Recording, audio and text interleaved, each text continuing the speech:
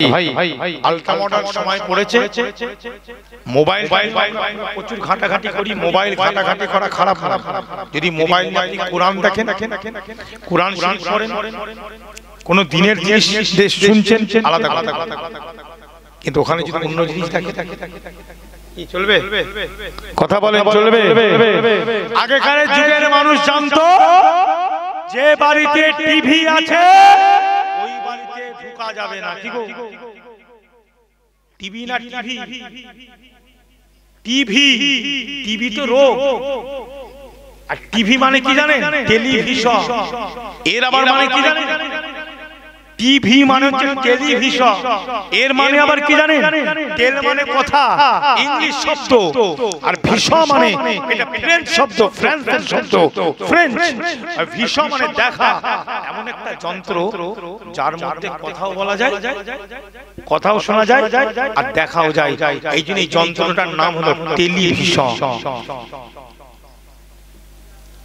ঘরে টিভি আছে, ও ঘরে এক সময় চাচা মুরব্বীদের সব ব্যাপার ছিল না, এখন তো টিভির ভাড়া। কি গো, তো টিভির ভাড়া, তো মসজিদে পকেটে ঢুকে পড়ছে। কথা ঠিক না ভুল? জোরে বলে। বড় বড় আলেম, পীর, মুর্শিদ, মাওলানা, মুফতি কেউ বাকি আছে? সাধারণ ছেলেরা কার কাছে নেই? কোথায় যাবে এবার? ফতোয়া কোথায় যাবে?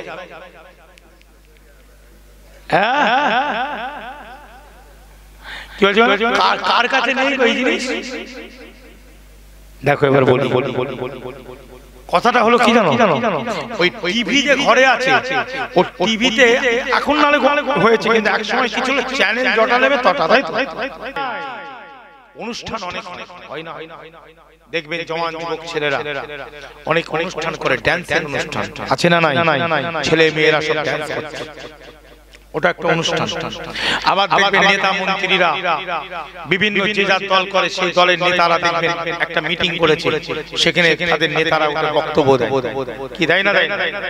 বন্ধুগণ, আজকে আমাদের কাজ করতে হবে বলে, আবার ও যখন আসে ও আবার দেখবেন ছেড়ে খেলেছে, আবার তার অপোনেন্ট সে আবার বলছে বন্ধুগণ ও মেরে খেলেছে, আবার ও যখন ঘুরে চলে এসছে আবার ইয়ে বলছে দুজনেই মেরে খেলেছে।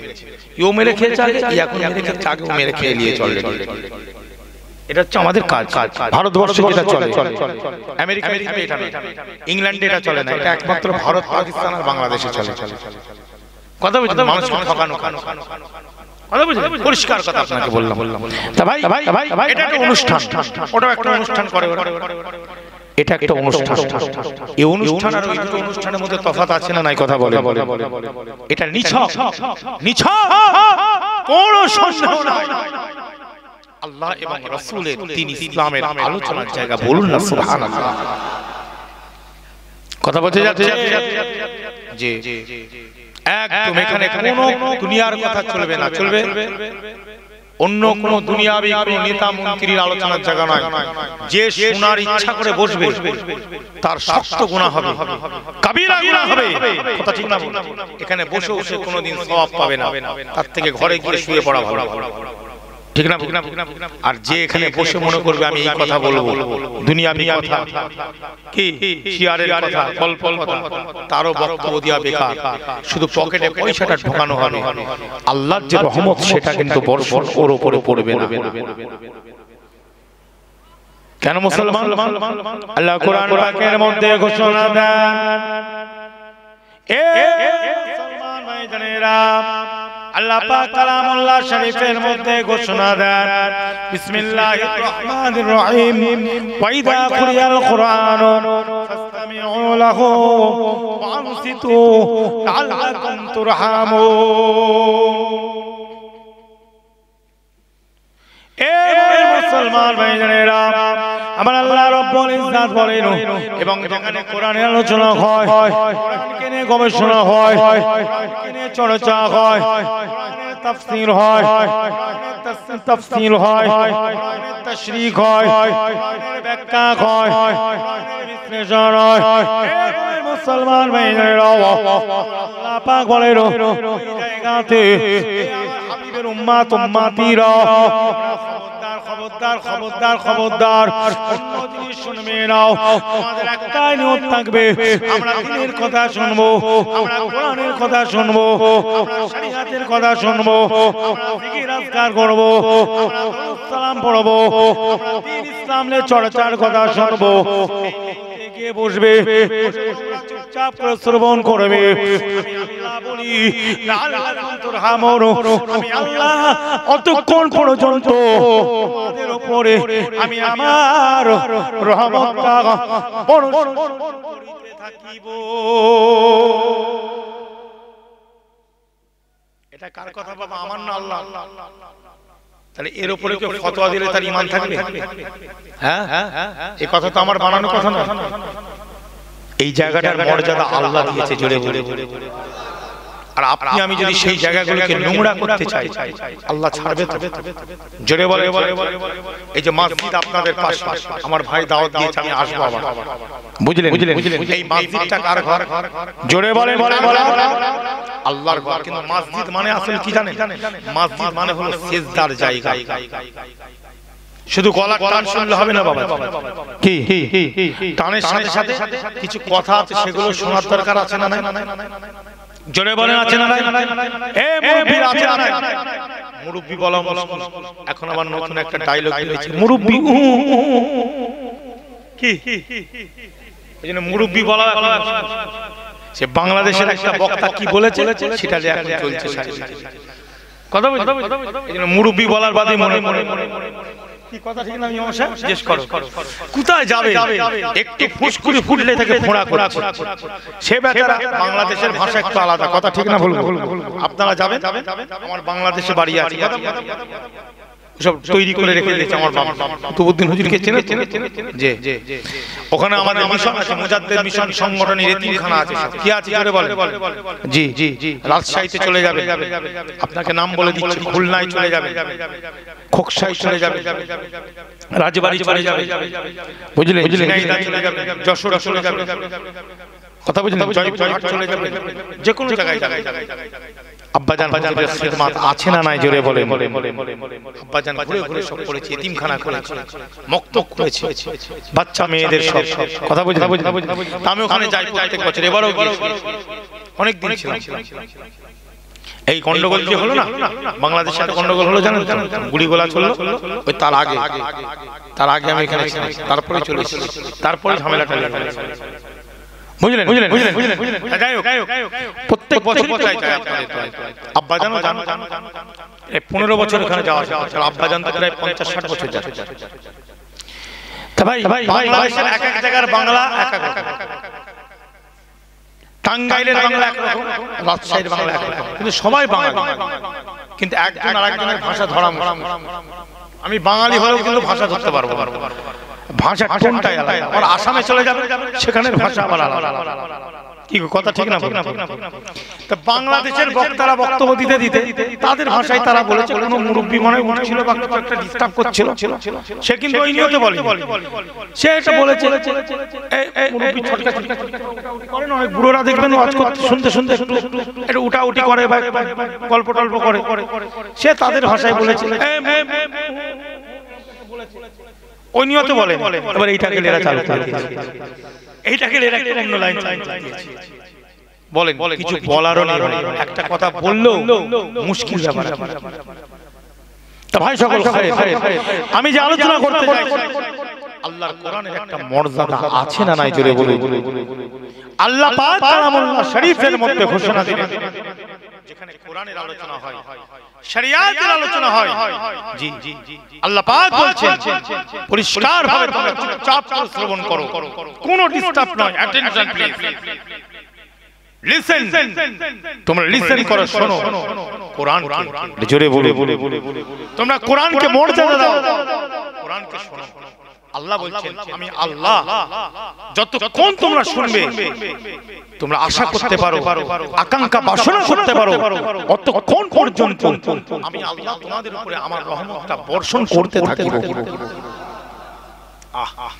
এই কোরআনের জন্য আমার রাসূলুল্লাহ কষ্ট করেছেন না করেনি? বলে আহারে 570 খ্রিস্টাব্দে জন্মগ্রহণ করলেন আল্লাহর নবী, বুঝলেন 570 খ্রিস্টাব্দে জন্মগ্রহণ করলেন ভাই 610-এ নবুয়ত প্রাপ্ত নবী হলেন 620 খ্রিস্টাব্দে মেরাজ গেলেন 621 খ্রিস্টাব্দে আকাবার প্রথম সফর 622 খ্রিস্টাব্দে আকাবার দ্বিতীয় সফর 22 খ্রিস্টাব্দে উনি গেলেন হিজরত করলেন 2 হিজরিতে হলো বদর 3 হিজরিতে হলো উহুদ 4 হিজরিতে বনি মুস্তালিকা খন্দ একটা যুদ্ধ হলো 5 হিজরিতে খান্দক 6 হিজরিতে সুলহ হুদাইবিয়া 7 হিজরিতে খাইবার 8 হিজরিতে ফতেহ মক্কা 9 হিজরিতে হুনাইন 10 হিজরিতে হুজ্জাতুল ওয়াদা জোরে বলে আমি যে খ্রিস্টাব্দগুলো বললাম ডেটগুলো বললাম এক একটা খ্রিস্টাব্দ ডেট নিয়ে যদি আমি আলোচনা করি আড়াই ঘন্টা চলে যাবে কথা ঠিক না এর পেছনে ঘটনা আছে না নাই প্রত্যেকটা তারিখের পেছনে ঘটনা আছে না নাই ওয়াকিয়া আছে না নাই জি এই নবী পাক আপনার আমার নবী দরবারে কায়নাত আজকে দেখেন 13টা বছর মক্কাতে কাটালেন 10টা বছর কাটালেন মদিনাতুল মুনাওয়ারা মোট 23টা বছর জোরে বলুন না আমার নবীকে মানুষ অনেকে মাজনুন পাগল বলেছে না বলেন পাথর ছুঁড়ে মেরেছে হুজুরের শরীরে রক্ত ঝরে গেছে কিন্তু আল্লাহর নবী কি বদদুয়া করেছে ভাই করেন আল্লাহর কাছে একটা চাইছে আল্লাহ যারা আমাকে নবী বলে চিনতে পারেনি আল্লাহ এরা যেন আমাকে নবী বলে চিনতে পারে আহারে কি সুন্দর কথা আল্লাহ নবী একবার নামাজ পড়ছেন সাজদাতে চলে গেছেন আর হুজুরেরই বংশধর কুরাইশ বংশের মানুষ হুজুরের মাথার উপরে কয়েক কিলো উটের নাড়ি ভুঁড়িগুলোকে মাথার উপরে চাপিয়ে দিয়েছে মাথা উঠাতে পারবে উটের নাড়ি ভুঁড়ি গরুর কথা বুঝতে পারছেন মাথার উপরে চাপিয়ে আরে ফাতেমা তো জোহরা রাদিয়াল্লাহু তাআলা আনহা এ মুসলমান ভাইজানেরা ফাতেমা তো জোহরা রাদিয়াল্লাহু তাআলা আনহাকে আল্লাহ পাক ক্ষমতা দান করেছিলেন এ পর্দার অন্তরালে আড়ালে মেয়েরা পর্দাটা করবে বাবা আমার মা বোনেরা পর্দা করবে নামাজটা আদায় করবে তেলাওয়াতে কোরআনটা পড়বে না না না না তোমরা মুসলমান করে নেবে কত বড় তোমাদের তাকদীর কাল কিয়ামতের ময়দানে জান্নাতে আমার রাসূলুল্লাহ বলেন আমার আপনার নবী পাক বলেন আমি ফাতেমা তো জোহরাকে জান্নাতের সর্দারনি বানিয়ে দিয়েছি জোরে বলুন আমার নবী পাক বলেন আমার আল্লাহ পাক আমার ফাতেমাকে জান্নাতের সর্দারনি বানিয়ে দেবে যে মেয়েরা আমল করবে জান্নাতে যাবে আমার ফাতেমার সঙ্গে সেই মেয়েদের আল্লাহ পাক আল্লাহ সাক্ষাৎ ঘটিয়ে দিবে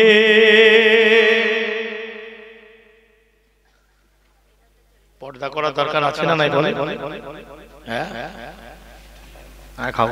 এখন তো মেয়েরা আবার মোটরসাইকেল চালাচ্ছে ঠিক কথা ঠিক আগে তো ছেলেরা সামনে চালাতেন এখন দেখছি মেয়েরাও পিকআপ পাচ্ছে কোথায় যায় এবার একজনের বাড়ি সে বলছে না বাবা ওইসব করব না আমার পীর হুজুর কেবলারা এগুলো পছন্দ করে না আছে না না এরকম মানুষ কি গো হুজুর কেবলাদের সোহবতের মানুষ আছে না না না বাবা ওইসব করুনি স্বামীটা আমার আব্বা এরকম ছিল না আমার আব্বা মুরব্বি আমার মেজ হুজুরের মুরিদ ছোট হুজুরের মুরিদ আছে না না এবার ছেলেটাকে সেই শিক্ষা দিয়েছে এইসব করা যায় এখন বউটা তার মেয়েটা বলছে সে তো স্কুল কলেজে পড়েছে আজকালের মেয়ে বুঝতে পারছেন তো ওই দিকের বাড়ি ওরাও তো হুজুরের মুরিদ ওর বউটা তো মোটরসাইকেল নিয়ে যাচ্ছে তা আমি চাপলে কি অসুবিধা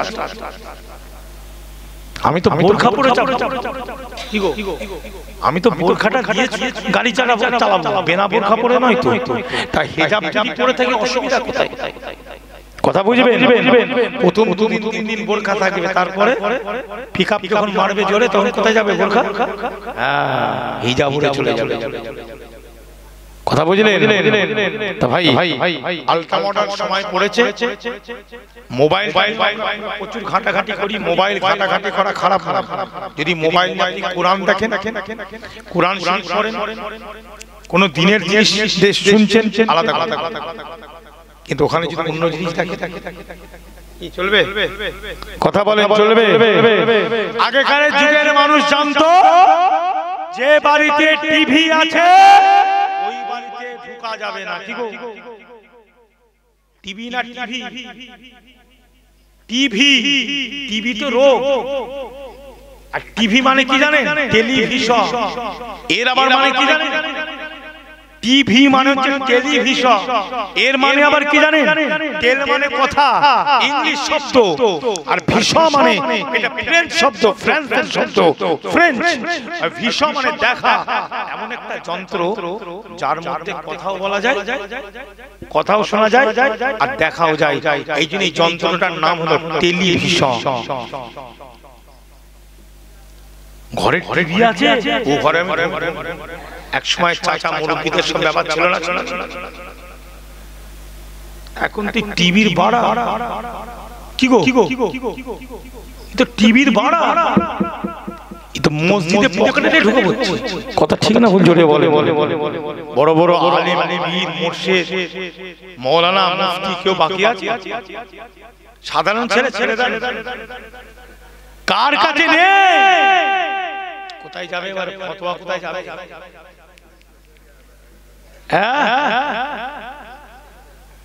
কি বলছো?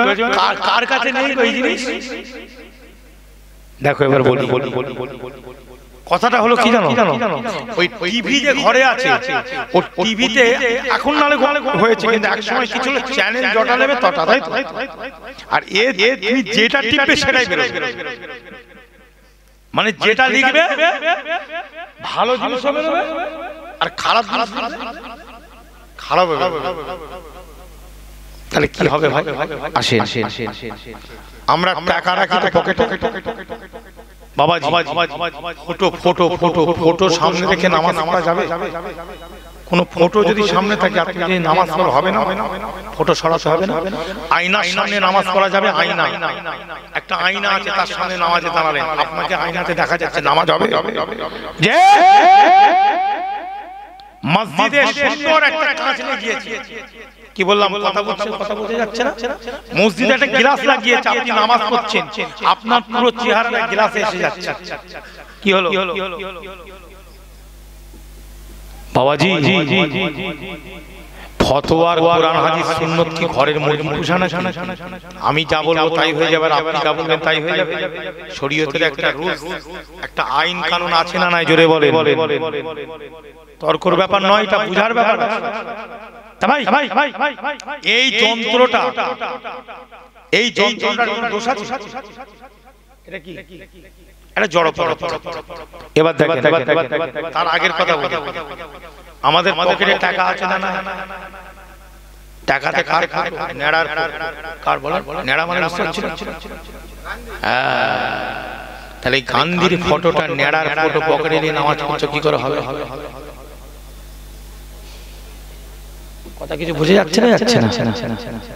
চিন্তা করেন যে ফটো তো হারাম, আপনার পকেটে তো ফটো, তো মহাত্মা গান্ধীর ফটো নিয়ে আপনি ঘুরছেন, নামাজও পড়ছেন, ওকে পকেটে নিয়ে আসে। জরুরাতুল একটা ব্যাপার আছে না? নাই? দেখবেন কিছু মানুষ বেরিয়েছে আজকাল সমাজে, বলে কোরআন হাদিসে আছে, ও বলে নিজে কোরআন হাদিস মেনে চলে। ইজমা কিয়াস ছাড়া লাইন আছে ভাই? জোরে বলে। ইমাম ছাড়া লাইন আছে? আমরা ভারতবর্ষের বুকে বসবাস করি, এখন ভারতবর্ষের নিয়ম হচ্ছে টাকাতে ফটো দেবে। এখন টাকা হলো রিজিক, টাকাটা কি? জোরে বলে রিজিক। তাহলে ওই টাকাটা আপনি পকেট থেকে বাইরে বের করে রেখে দিয়ে নামাজ পড়া অসুবিধা, আর মসজিদে রাখলে চুরি হয়ে যাবে। এই জন্য পরবর্তীকালের ইমামরা এক জায়গায় বসে ইজমাই উম্মাত করে বললেন যে জরুরত কিছু করার না, যেহেতু রিজিক, ওটা পকেটে নিয়ে নামাজ পড়লে অসুবিধা হবে না। কথা বোঝা? আর জরুরত তাবিহুল মাহজুরাত, একটা কায়দা আছে মাসলা, সেই কায়দার উপরে সূত্রের উপরে ওনারা মাসলাটা দিলেন। যেহেতু আমরা এমন দেশে বসবাস করি যে দেশটায় ইসলামের কোনো আইন নাই, কোরআনের আইনে চলে না, চুরি করলে হাত কাটা হয় না, জিনা করলে কতল হয় না, কতল হয়, মদ্যপান করলে কোনো শাস্তি নাই, পতিতালয় আছে না নাই, সবকিছু আছে লাইসেন্স দিয়ে, যেহেতু সংবিধানটা ইসলামের নয়। এই জন্য আমাদের কিছু করার নাই। এখানে এখন জন্ম নিয়েছি, ব্যবসা বাণিজ্য তো এখানেই করতে হবে, না কি কথা বলে? এর উপরে ফতোয়া। এবার এইটা নিয়ে যদি বলেন কি হচ্ছে জড় পদার্থ। যেমন ধরেন আপনার আমার দুটো চোখ আছে না নাই? আল্লাহ পাক আমাদেরকে চোখ দিয়েছে, আল্লাহ পাক আমাদেরকে কান দিয়েছে,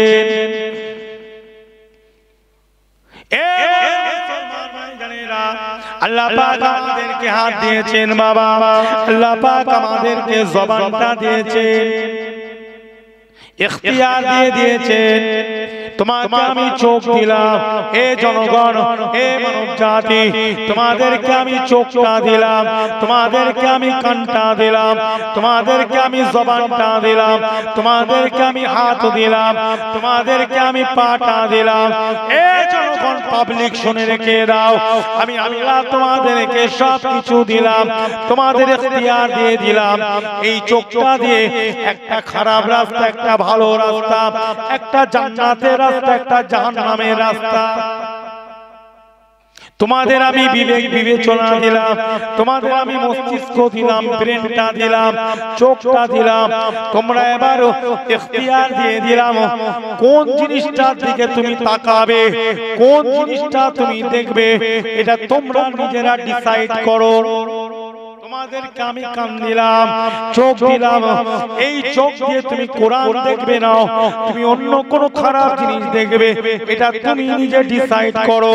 আমি আল্লাহ বলেছি খারাপ জিনিস দেখলে গুনাহ হবে, ভালো জিনিস দেখলে সওয়াব আছে। জোরে তোমাদেরকে আমি নফসটা দিয়ে দিয়েছি। নফসের তিনটে ভাগ আল্লাহ কোরআনে বলেন, একটা হলো নফসে মুতমাইন্না, একটা হলো নফসে মুতমাইন্না, একটা হলো নফসে লাওয়ামা, একটা হলো নফসে আম্মারা।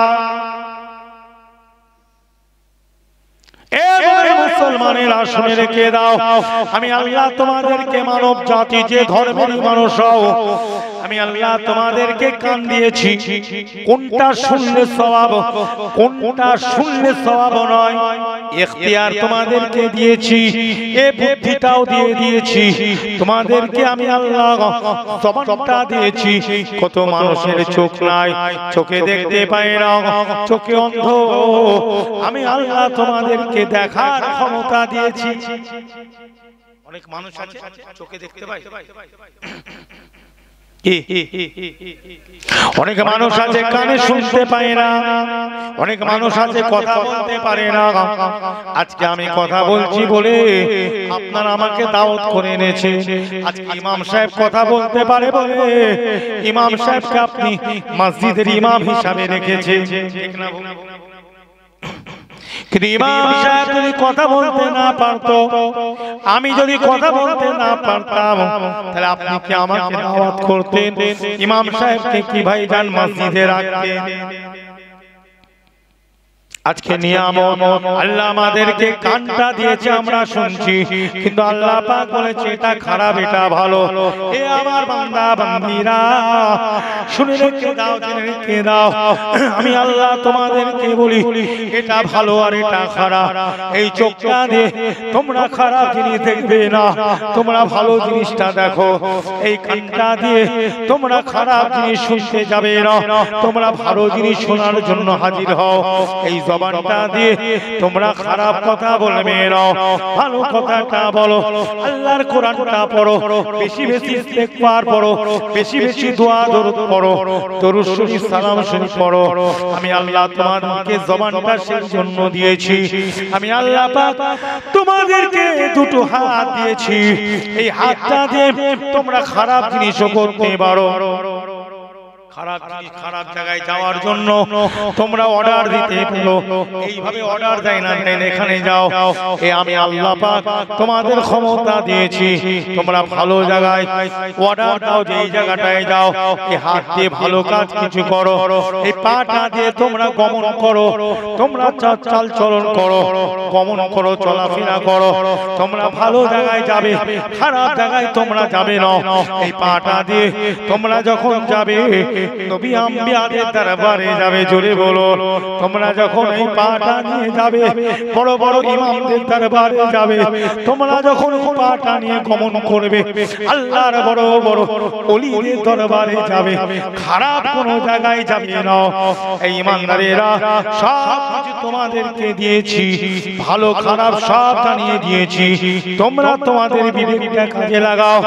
আর আমি আল্লাহ তোমাদের নফসের তিনটে ভাগ করে দিয়েছি, একটা আম্মারা, একটা মুতমাইন্না, আর একটা হলো লাওয়ামা। আমি আল্লাহ তোমাদেরকে বলছি, ইয়া আয়াতুহান নাফসুল মুতমাইন্না ইরজিই ইলা রাব্বিকা রাদিয়াতাম মারদিয়া ফাদখুলি ফি ইবাদি ওয়াদখুলি জান্নাতি।